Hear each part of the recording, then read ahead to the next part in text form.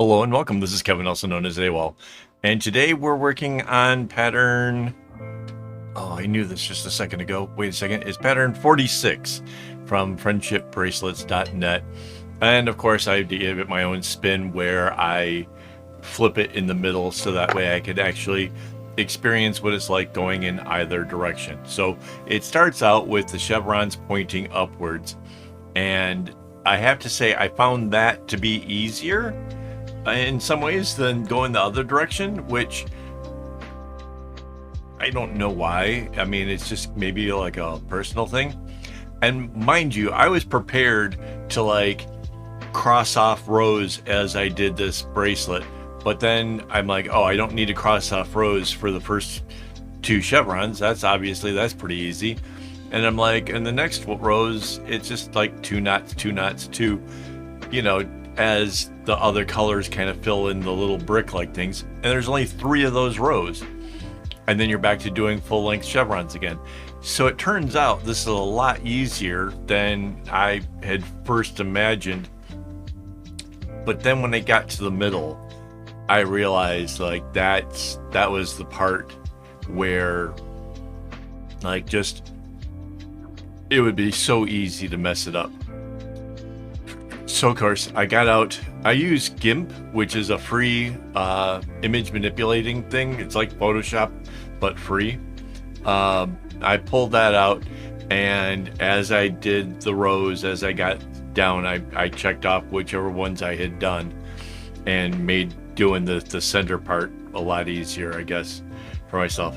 And then once I was past the middle part, it went back to being easy again. In fact, it was easy enough that I actually made the whole bracelet in less than 2 hours. And I blame some of that on the fact that it's like chevrons and basic, stuff that just kind of works well together. So that was pretty cool. It's a good looking bracelet. I don't mind. I got it in my hand, in case you're wondering what I'm looking at. It's a good looking bracelet. It does use the darker brown a little bit more than the other colors, but overall the strings are all used pretty close to equally, just a little bit more for the dark brown, which makes sense because it sort of does more in the middle than the others, and the rest of it is all balanced out pretty well. So yeah. It definitely is not very beginner friendly. Like this is intermediate, borderlining on serious stuff here. Like I don't know. Maybe advanced. I don't know. But it's still, I mean, I think the hardest part was flipping it. Like the actually like making it change directions made it more difficult. And if I hadn't done that, it wouldn't be so bad. So if you were just going to make this pattern go in one direction, that would be probably fine. Yeah, there's a few spots in here where the strings kind of got a little tangled up. Tried to get a little bit weird. That's okay. I got it figured out. But yeah, no real mistakes made, nothing like that. It went pretty quick.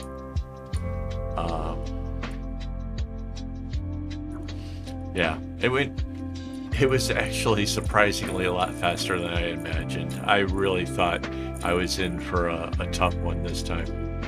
And I was prepared for it too. I was seriously like thinking this was going to be like the one before it. And it just wasn't. It's really not so bad. I'm trying to think what else I can tell you. I had this sped up as fast as I could because I kind of realized that this was sort of a, yes, I made it. Yes, it wasn't so bad. But I'm still left with a lot of time left before this thing finishes out. Yeah, this is almost to the middle though, I guess. But yeah, if you have questions about it, stuff like that, you want, maybe I don't know. I can't imagine like what you could like be curious about that could be different. Like the fact that it flips in the middle, you don't have to do that.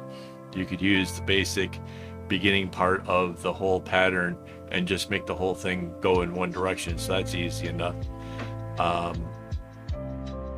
Yeah. Oh, the pattern will be available over on my website. That's something, like, just in case you're wondering. Yeah, you can see here, like, there's a lot of do some knots and then stops. Yeah, that's me taking a moment after doing a few knots to cross off the stuff on the image while I try to figure out like where the middle of this whole thing is. And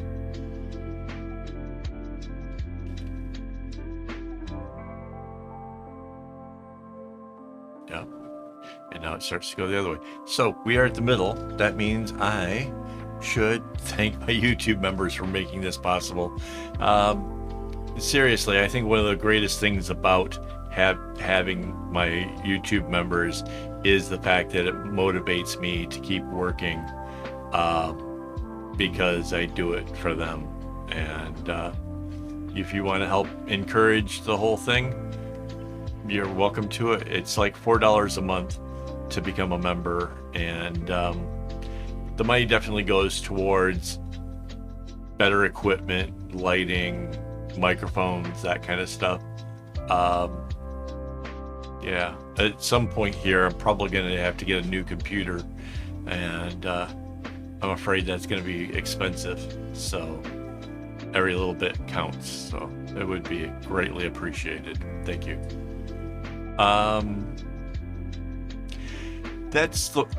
So the center part, like, because there's so much zigzags, it's not quite as symmetrical as I would have liked. The V shape going up is closer to like a 45-degree angle, and the V shape coming down is more, I don't know what angle that is, but it's not quite the 45, and that kind of really bothered me. But it kind of has a lot to do with the way the knots actually work, as well as how all the zigzags in the middle were kind of shaping the whole overall thing. It's not like, after kind of stretching it out after the whole thing's done, it's not quite as bad as what it looks right there, but it still kind of bothers me. It's like a small imperfection that I kind of wish wasn't that way. But the rest of the bracelet, it kind of goes back to looking normal. I think it's just the way the center got built up. It's not easy changing up the directions and making it like that with all those zigzag knots.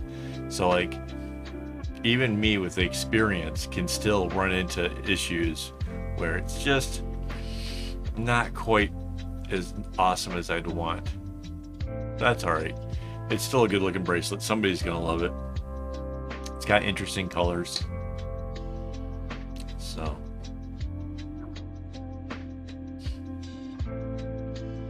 I still can't get over the fact that it got finished in less than 2 hours. I don't quite know how that managed, because like some of the other ones that were seemingly easy-ish, like the arrowheads and that kind of thing, like those went kind of quick, I thought, and still that was, right around the 2 hour mark. But this was like an hour and 48, something like that. Like it was substantially less than 2 hours. It was pretty cool.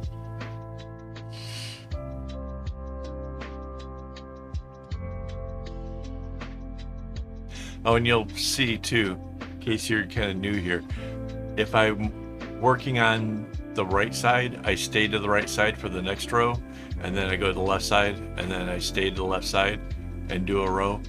It just gives it a little bit faster. It's just an old trick from having done a lot of bracelets outdoors, and with the wind blowing the string around. If you manage to get the one side untangled, being able to stay on that side just helps a little bit. And now working indoors, it probably doesn't make as much of a difference, but it's still a little bit quicker. It's just a little nuancy thing that just makes it go a little bit faster. It's not necessary. It's not like I'm saying you need to do it this way, but you might actually find it works out pretty well for you. So something to try. Oh wow, we're already to the dark one. So yeah, we're almost done with the video. Yay! But yeah, if you have any questions, leave it in the comments. I'll try to get back to you, see if I can help you. If you haven't already, maybe hit the like button. That would be a cool way of helping the channel without having to like do a whole lot. And yeah, we're almost at the big reveal. So thanks for watching, and as always, don't get your strings in a bunch.